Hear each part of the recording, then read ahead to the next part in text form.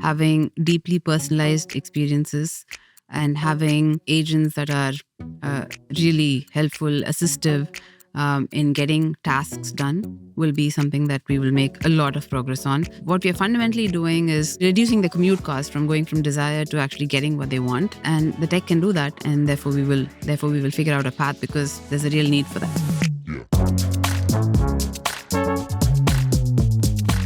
Engineering and marketing are often seen as polar opposites. On the engineering side, you have a world of logic, precision, and science. On the marketing side, a world of emotion, storytelling, and creativity. Today, those worlds are merging. Marketers are becoming technologists, and engineering has to get creative. Hi, I'm Josh Bania, VP of AI and Marketing Strategy at Google, and welcome to Frontier CMO. Today, I'm joined by a leader who, as much as anyone, is building the marketing industry. Vidhya Srinivasan is the head of ads and commerce at Google. If you want to know how the entire advertising stack is being rewired by Gemini, or why universal commerce protocols will soon dictate how your brand shows up in an AI-first world, you cannot afford to miss this. Here is my conversation with Vidhya, the architect of the modern marketplace. I think you're one of the most important people in the entire marketing industry globally. I don't know if everyone realizes that. So why don't you just explain for everyone what it is that you do at Google? So I'm responsible for ads and commerce. So responsible for the ads product wherever it shows up, such as YouTube display and everything that we do in advertising. And on the commerce front, I'm responsible for shopping in search, as well as the Gemini app, Google Merchant Center, and payments. So this includes GPay and wallet. So that's a lot. So let me translate that into my head. Anytime anyone in the world runs an ad through Google or YouTube, search and beyond, you're responsible. Yes, pretty much. That's kind of an awesomely big responsibility. I mean, you have tens of thousands of engineers working for you. It's a billion upon billion upon billion dollar business. Can you just talk to the scale and how you manage a team that large with that much responsibility? It kind of blows my mind as a simple marketer. First of all, it's a phenomenal space to work in. I feel quite fortunate to work on the problems that I get to work on. It's actually quite fun. So as much as it's a big responsibility, and I don't take that lightly at all. At the same time, I really, really love what I do.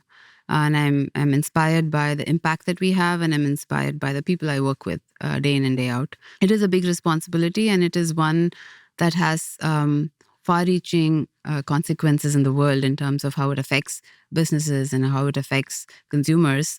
So Vidhya, you publish a letter every year to the advertising community, to marketers, to everyone about the future of Google ads, YouTube ads, and commerce. This year seems to be a lot about agentic commerce and the UCP protocol. Mm-hmm. What do we need to know? The best way to think about agentic commerce is for decades, a person could either shop fast or shop smart. And with agentic commerce, you essentially don't have to choose because this trade-off that one has to make between speed and certainty is being reduced with AI. So stepping back, the vision really is to make commercial experiences across the board assistive, personal, and fluid. And businesses have an entirely new way to engage with consumers where they get to bring the full breadth and depth of their offerings, but do it in a way where people don't have friction in the process. Now, UCP, Universal Commerce Protocol that we announced in January this year, is one of the foundational pieces that will help this thing actually become a reality. And you can think of this as a kind of a common language that retailers and merchants can use to connect to and talk with AI agents that want to participate and facilitate commerce. Obviously, Google Search has been going through its own unbelievable transformations, more innovation in the last year than maybe in the few years before that. Right now, people are writing much longer queries in AI mode and AI overviews, which is giving us a lot more context about what they're interested in and what their intent is, right? It really is an expansionary moment where people are asking us longer questions, deeper questions, and we can now bring to bear everything that we know about the world, but also everything that we know from a commercial point of view from our shopping graph, all in one place. From an ads perspective, it gives us unique opportunities because we are using this moment as an opportunity to really reimagine and reinvent what ads are for search. We can't talk about ads without really talking about YouTube. Tell me a little bit more about what's happening with YouTube and YouTube ads experience. YouTube has been on a phenomenal journey where we really see how the YouTube creators are sort of the center of creating culture and being tastemakers.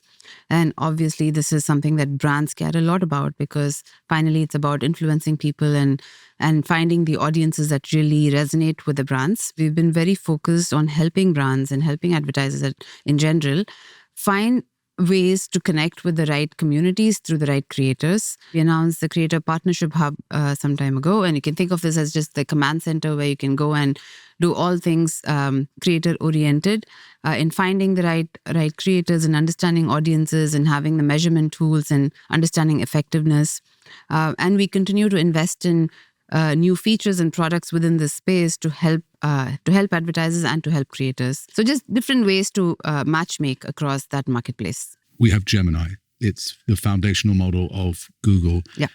Leads all the leaderboards. How's that translating specifically into ads? You mentioned PMax and AI Max for search. Talk a little bit more about how Gemini is really up-leveling these products themselves for advertisers. We use Gemini everywhere. I would be hard-pressed to tell you where we don't use it. We use it, as I was just talking about. We use it for all the intent matching, when we are for the ads quality stuff. We use it for, of course, generating the creatives itself. But then we also use it to drive all our performance campaigns. And as these models improve, a couple of times a year, every time we get a new version, and we bring that to bear within the ad systems, we get a lot of gains just from having better models at play.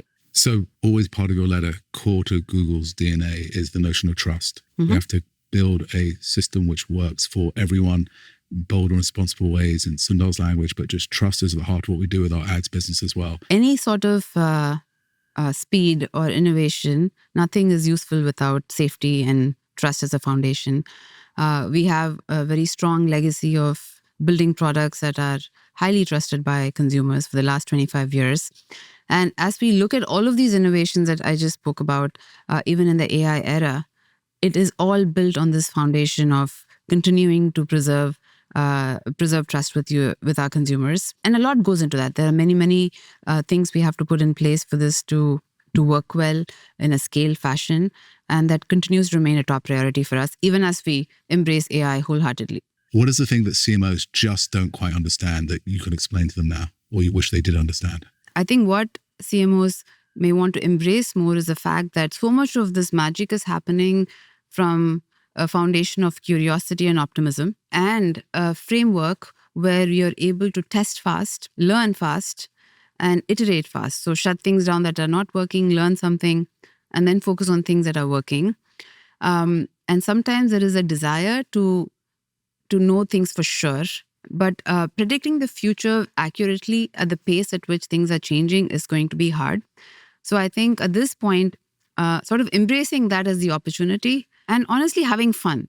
I think that's a big part of it. It is fun to also have unknowns. It's fun to sort of explore, co-create sometimes, and to figure out what's possible. You're an engineer at heart, Mm-hmm. right? You're a builder. We'll talk about that in just a second, but talk a little bit about your systems. Like, do you have any frameworks or principles or guidance of how to just keep this all straight in your head and how you run such a large organization? I think of myself as a values-first leader, and values help when you have trade-offs to make. And when you are in these moments where you have to pick left or right, and then what are the guiding principles to make those calls? I then work with leaders and actually pick leaders who are aligned on that front. And that becomes a common ground for me and my team as we navigate some very, very tricky issues in these areas. When you say values as a marketer, Mm-hmm. I tend to think of values in the sense of almost moral judgments and we're going to stand up for this and that. Is Mm-hmm. that what you mean as well within an engineering context, or is it other ways to interpret the word values? I think it comes up in many different contexts. So, for example, one of the core values we have is always user first. Do right by the user. Yes. When you come to those points where you're making a product decision, could be an engineering decision, it could be something else in the UX, any which way. There is a very strong North Star to what you're going to optimize for. I believe in fairness, and it matters a great deal to me that we do our best in ensuring fairness when you lead teams. And that manifests itself in many ways, in being very conscious about processes that don't have bias and things of that nature. Another thing I believe in, and I still think of it as a value, is the ability to have open debate. Okay. Ability to do conflict in a respectable way. I feel that's a core value, because I feel if I create an environment within my team where all my directs minimally can openly discuss any conflict that arises and they can quickly get to resolution, it unblocks a whole lot of decisions further below. So the speed of decision making is one thing that you have to really, really, really focus on. Having the space to resolve conflicts is a big part of that. In fact, one of the things I say to my teams is, at core, the way I lead is to deliver customer value at speed. And speed has so many aspects. Resolving conflict is one thing. Accountability and ownership is another thing. When we're creating teams and we're creating organizations that work with each other, having clear lanes for people is another thing that I focus on a lot. And all of that goes into the velocity of the products that we're able to build. So there's this really interesting discussion happening on the marketing side of the business right now. Mm-hmm. And really it's around, do marketers need to become technologists? And can you be a successful CMO if you can't code? What's the minimum viable amount of engineering speak a CMO needs to have today and going forward that they might not have needed 5 years ago? I think the bar for how deeply technical and how much you have to understand as a CMO has gone up significantly. And that's largely to do with the fact that, traditionally you would say you've grown up, a CMO's traditionally grown up as a marketer. And during that process, this person has gained a lot of intuition about what feels right, what feels wrong. And the team comes and presents a set of metrics and they can very quickly know, okay, are we on the right direction or not? Is this the right channel? Is this the right allocation? The problem now is all of those things are evolving and changing. And so I would say for a CMO, you kind of have to have two piles. One is a pile of things that you know really well. And that ends up being things like, what are your goals? Like, what are the things that you're optimizing for? How should the brand feel like to a user? Right. What should be the values that you're trying to project? So those things I think the CMO has to know super well. And then the how you go from, wanting the metric to actually getting it, there's a lot of unknown now because there are lots of new platforms and many new tools that they can use to achieve these goals. And so then the question becomes, how do you tackle that set? I don't think a CMO needs to code. I don't think the CMO needs to know deeply the algorithms of every LLM out there or know exactly how it works internally. At the same time, I think the CMO does need to know at a high level conceptually what is the different technological pieces available. What can you do with creatives? What can you do with coming up with briefs? What can you do with product development? How do you brainstorm? At a high level, you should understand how can things speed up coding. And the CMO needs to know how these things can fit with each other. I'm going to ask you to be a little vulnerable here. What is it something that you don't know the answer to yet, but you're working on and trying to solve for our Google's customers? There are many, I would say.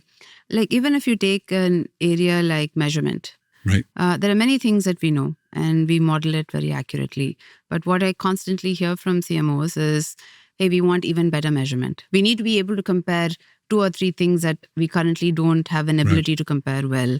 And then you have different ways to model this and do things. The thing that we will not compromise on is we're very particular about only giving statistically significant results and having really standing behind what we give. But there are many things that we would like to produce results for that we hold back because we're not sure how far we can go on that. And those are areas we keep trying. We are coming up with different attribution models that will help map more closely to what marketers expect or the way they think about it. So on the marketing side, we want certainty. We want to know that our incrementality, our attribution worked. but we want to know it across everything, everywhere, all at once. But it's also very challenging when your CFO says, deliver this impact, and you can't yet prove it to an absolute certainty. That's one of the things we're just hoping to try and get better at and better and better at. I guess one of the things that's interesting, I'll stick with measurement. There is a meme, a thought that the classics of measurement, awareness, consideration, intent, media mix models, the way of doing measurement has been relatively slow, relatively stable, and it kind of works in a very finite way within maybe packaged goods. But the speed of business, the speed of decisions, the breakdown of the classical funnel, people see something, a YouTube short here, and then they see a YouTube video there, and they see a search ad here, and everything else beyond that, and instant purchase. Is there any hope for actually cracking the speeding up of measurement in your mind? Absolutely. I think we are in a position where the way the models are able to predict and keep up with the changing user behaviors are pretty phenomenal. This is why automated campaigns became so successful. I mean, this was the hypothesis, and then what we actually saw is it was very much verified by usage and what advertisers were actually seeing day to day, increasing the world of things that we know for sure, the ground truth, the first party data around conversions and other things are very important. So I think this problem we can do a lot better if advertisers sort of hold hands and put a lot of energy into collecting, having the consent for appropriately leveraging that data and having all the ways of feeding that to the campaigns, because we can go quite far with that. Come to the table with your first party data is that, and a lot of businesses still do not have their hands around all the data they have, but is that one of the key unlocks that marketers should hear? Absolutely. As AI gets better, it's not going to work for you. The models might be better, but it's not going to work for you unless it has high quality data to work on. We've talked about first party data, we're talking about AI, we're talking about quality data sets. What about the role of creativity, the magic, the art? And I guess as you've been in this role, as you run these teams of statistically, mathematically minded engineers, what gets lost in translation from the marketing side to the engineering side around that part of it? So sometimes there is this false notion that the tech can do more than it really can. So much of the fundamentals is still in the hands of people. Certainly for creativity, taste and ingenuity, it's entirely comes from people, from good marketers. It's good to hear. That's the foundations of everything else that we do in terms of what is good and bad. If you think about how AI predicts comes up with the right creative, which is good for that context. Well, how do you define good? Well, good has to be defined by a person. So that part is still very much needed. And in fact, I would say it's needed even more, because there's going to be a set of things that you can get as tailwinds once you know that for sure. Like if you know what good looks like and what great looks like for your brand, there are a bunch of things we can do around that to just make it, to modify it just a little bit here and there, to customize that. Look, AI comes up with options. People still have to pick the direction. So judgment is a very, very critical thing to hone, especially at this time. So I want to pivot just a little. Engineering, writing code is a creative pursuit, heavily math influenced. I get that. But when did you realize, where were you, what were you doing when you thought, I'm good at this, I love doing this, I'm going to make my career to become a builder of code and systems and architecture of these sorts of solutions? This happened actually quite early for me. I remember it. It's one of those moments you remember from your childhood. When I wrote my very first program, I think I was in 10th grade. I wrote something from a book. I typed it out. And then when I ran it, it actually worked. It was a Pascal program. Okay. We had a very, very arcane system to run on. But still, it was incredible to sort of see that it actually worked. And then you could create different functions and sort of like Lego blocks. You can build different things, connect them, and then more things happened. That was, I think, two things. One, I was just thrilled by the fact that it could happen because it was the first experience. But second thing is it felt natural to me. It kind of felt like this is how I think, and I could translate it without to code in a more natural fashion. And so that's how that started. you actually spend a lot of time working on like large databases and building out databases. And as someone who's non-technical, it's all like Egyptian hieroglyphics to me. But when you joined Google 6 years ago, you had never really worked in ads, or you were fairly new to it. Just talk about the learning curve of going from one type of engineering, building large databases, to a different type of engineering, building for Google's ad products, and what that experience was like. To be candid, I did not realize that the ad space was as complex as it is. So I had the benefit of not knowing that, I think, when I took it on. At the same time, though, I think when in these sorts of transitions, I think the key thing is to look for adjacencies, like the things that you know that you can bring forward, and then the things that you will learn. In terms of adjacencies, at its very heart, ads is a big data problem. In fact, our ad systems were some of the largest data systems. Even within Google, we leverage machine learning earlier than most other domains within the company. And so there was a lot about the guts of the ad systems, if you will, that felt very natural to me. Those things I could quickly understand. I think the parts of advertising that is hard, that took time to sort of fully appreciate, is just how expansive it is as a business, in how it interfaces with the ecosystem, that there is a massive interconnected network across the board in every website, publishers, advertisers, now creators, and of course there are lots of third parties involved in various aspects. I think for me, understanding how these things are correlated and how they can impact one another, at least having a strong hypothesis, is both interesting and important. AI is transforming our business. Obviously, on the marketing side, with everything's being rewired and rethought because of it. It's happening on the engineering side. I'd love to just get your thoughts about how are you thinking about AI to transform your ways of working inside of the engineering organization, and then I want to try and flip it and talk about how we might do that in marketing. Obviously, this has been a journey. And I think we all need a new playbook when it comes to this. It's an evolving thing because so much is happening every few months. I would say sort of maybe 5 things I can touch on as principles I've sort of found to be effective in leading organizations through a massive change like what AI is for us. Okay. The first one is you have to lead with optimism, not fear. Okay. I like that. Focus on the opportunity and honestly the fun parts of embracing this.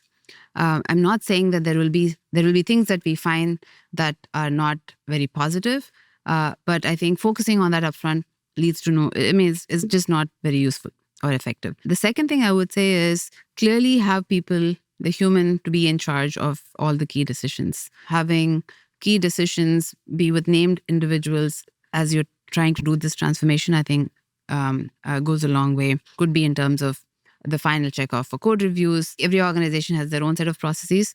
I think start with people being in charge and having the AI do a lot of assistive work so that you get time back. Right.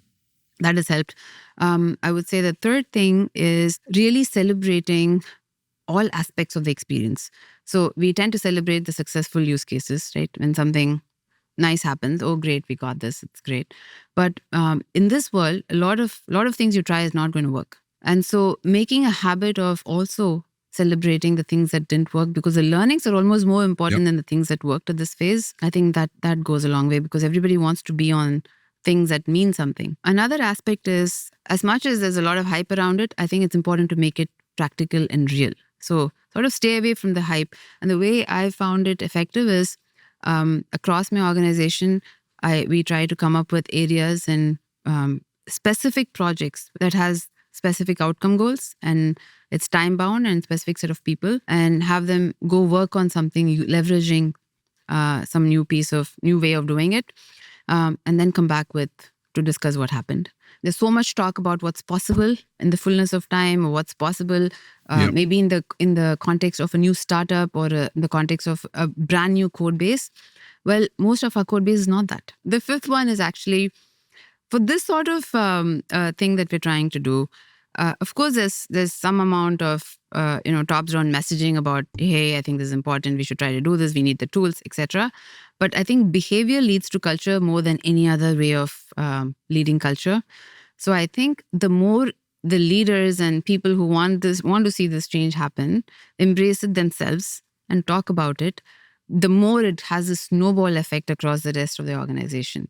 What have you told your team about some examples of where you've been using AI to do things in your own life? I build little applications with my daughters, for example, while they have lots of activities, and they wanted a calendaring app. They wanted some extra features associated with that for notification and things of that nature. So very, very simple, but it was just a way to do something with them, but also understand how easy it is to do with the tools that are now available. Okay, that sounds absolutely awesome, because we all need better notifications. So how long before we can productize this and push it out to everyone in Google Calendar? I will let the Workspace team know that there's a latent need for this. I'm just saying, your family they're the customer. The customer is never wrong. That's right. 2025 was a banner year for Google's technology under your watch. I think 2026 is going to be even bigger and better. What are you really excited about in this AI moment and transformation of all the products that you help lead and build? In 2026, it's cliche for me to say this, but I think the holy grail of marketing has always been the right ad at the right moment for the right person. And I think we are closer to achieving that for real than we've ever been in the past. I think we're going to make tons of progress on that front as businesses fully embrace what tech can do for them, and they get incorporated into the platforms, and this whole flywheel fully takes off. From a consumer standpoint, I would say having deeply personalized experiences and having agents that are really helpful, assistive in getting tasks done will be something that we will make a lot of progress on. How far we go depends on lots of the ecosystem coming together, but certainly that is another area that is just ripe for to getting right, because what we are fundamentally doing is reducing the commute cost from going from desire to actually getting what they want.